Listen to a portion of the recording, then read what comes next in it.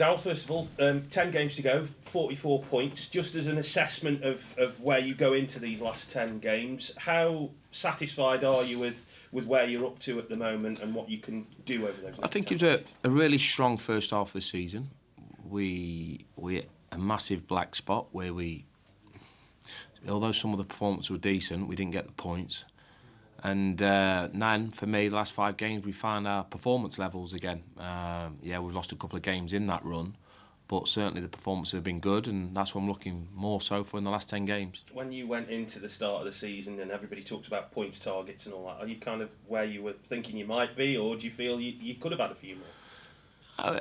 Yeah, we do. We do. We have a frustration in there as a group. We feel like we should be a lot better than the points total we're on, but you think you've got to look at it as a competitive league. We're on 44 points with 10 games to play, 30 points to play for. And we'll try and get as many as we can from now to the end of the season. We're doing most games, and if we can continue the form that we've shown, what I think certainly in the last 5 games, we'll pick up more points as they come. What do you think the squad's maybe learned over the course of this season that has helped them improve, but maybe stuff that they didn't quite know before they came into this level? I think players, us and coaching staff, we've learnt a hell of a lot of the league. I think players, they'll always look at their own performance, where we're looking at is team performances a lot of the time. So individually, hopefully they've realised what it takes to keep kicking the career on and try and become that top 6 League One player to maybe potentially get into the Championship. Some of them, realistically speaking, will never get there, because that's football. Sometimes people reach their levels. But what I will say is about the group is that they give me absolutely everything in the club, everything. Every single game for me. I love managing this set of players. They energise me, my staff.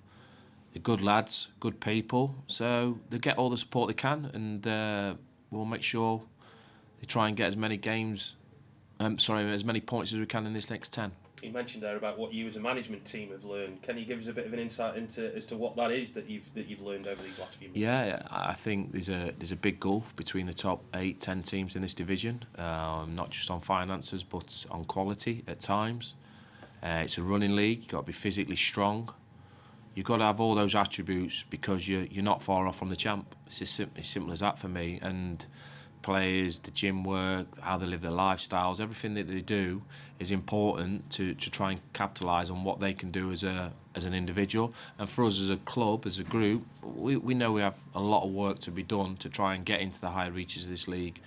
You've seen teams, I was showing you something a few weeks back about how teams find it very, very difficult at this level, having coming up from League 2 to League 1, unless you're a massive football club, a big, well-supported football club. So we have to keep looking at that, as we do with the board, me and my boss Flickers, looking at it recruitment-wise and trying to get the best we possibly can to keep moving forward. And that's the goal. That's what excites me. That's the drive in me to try and get into those higher reaches of the division. Just wanted to ask you about a couple of players in particular. First one, Aidan Stone, who's had his chance over the last few games. What have you made of him and how he's done since he's got back? Stoney's done all right. I thought he had his best game against Fleetwood. Made a couple of saves. My keepers haven't had a lot to do. That sounds daft in a lot of games, and for me, his keepers need to pull out that save, that match-winning save, on more occasions this season. I spoke to both my goalies for that. I think they're both good ages, 23, 25. The work Carlo Nash does with them, great goalie coach. And they've got to keep improving their careers to get to the levels that they want to hit. And I do think that they'll get better as keepers. I certainly do, because of their work ethic. But they need to as well, because the stats will tell you that you've got to pull out more of those match-winning saves. And they're honest lads. I had a meeting with them through the course of the season of where they need to do and work on to get better, and they give themselves the best platform to do that by the training they do.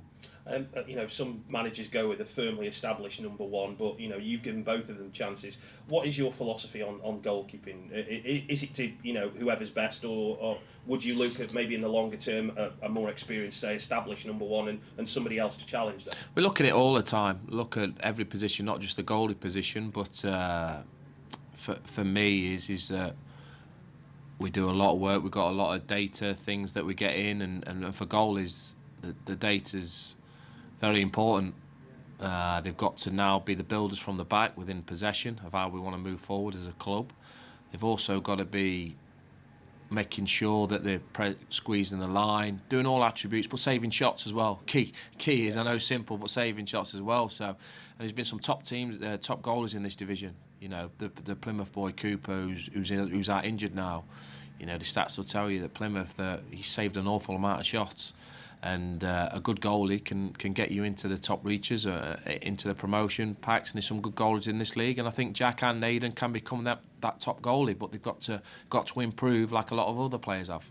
I've got to ask you this because obviously Jack's on loan until the end of the season, but is that part of the plan now to look for another keeper in the summer? And we'll see. Listen, I'm not going to talk about the work that we do behind the scenes. You know, we're always looking to strengthen, not just the goalie area, everywhere in the club and in the playing side and the staff side, to make sure that we keep moving forward. A quick one on Matty Taylor as well. Got that first goal at the weekend. You can see what he brings to the team and why he hasn't got probably more goals is not his own fault. But again, to have that kind of player who's got the instinct around the box, what does that do for the team as a whole?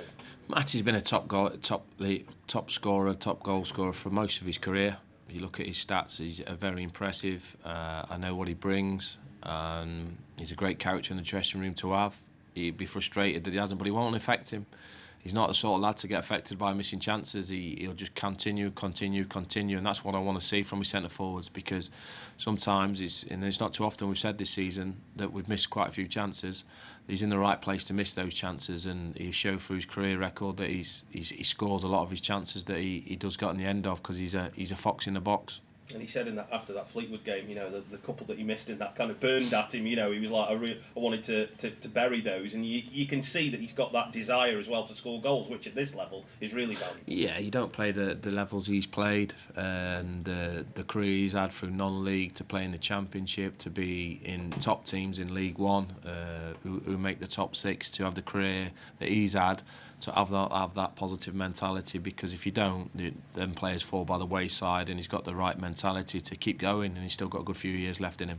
Thank you. Darren, how do you assess Burton? Because they're probably the hallmark of a small club, and that being disrespectful to them, of course, but they've proved in the past, with all their obviously good recruitment from players and that, they can hit the heights, and they have, haven't they, going into the Championship, for instance? Yeah, they can, and they obviously have been in the Championship. They've got a massive squad. I think the owner there has backed them through the years, contrary to thinking, you know, obviously the fan base is not the biggest fan base in the world, but they've managed to get there, and that gives everybody hope, to be honest with you. But they train at St George's Park, which is some of the best training facilities, as we know, where England train.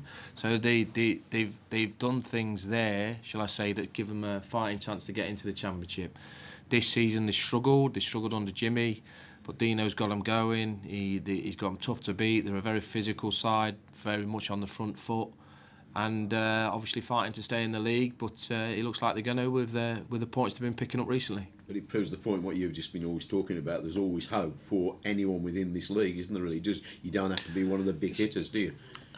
There's hope, but like I'm there trying to put a bit of context into it. You know, like I said, there Burton training on the best facilities that any club could have in the country at St George's. They've got to the Championship. They hold a big squad, and I think if you look at it and if you look at it realistically, getting to the Championship, okay. But how do you stay there?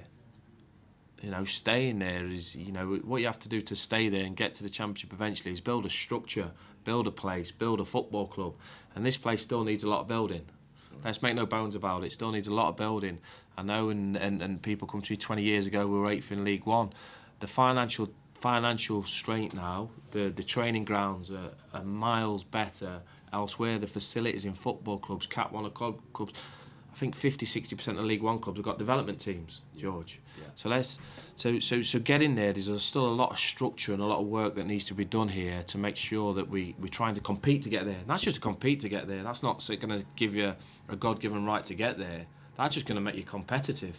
You know, and then the hardest point is trying to get there. But there's so much work to be done, and it's exciting. It's not negative. We're excited about this, the board are excited about this, and we've got to keep doing that, and the way you keep doing that is to try and make sure that you're stronger each season. But you always take the same attitude into every game, irrespective of what the opposition are, whether it's Sheffield Wednesday, Ipswich or Burton, don't you? I think you've seen that. I think the fans have seen that. We've gone to teams, Bolton. I know we lost that game. We've gone to Derby, gone to Plymouth. We haven't sat in. We've gone to get after them. You know, that's what I want to do. I want to create a team that can get after teams, that can beat the top 6 teams, that can, on a regular basis, which we haven't done. You know, we've done pretty well against bottom half teams in this division, but we want to regularly trying to beat those top teams, and with that becomes a lot of hard work, a lot of hard graft that we've got to put in place so we can do it. But we certainly don't want to give teams too much respect. We want to get after them. How's the injury situation, Darrell, in terms of you had a break? Is it improved? Yeah, no, it's been improving. Gavin's coming back. Cassie's still a little bit of time away. Dan Jones, he's like I said, he's more likely going to be out for the season. So Willow's been on the grass training this week, so he should be available for tomorrow as well.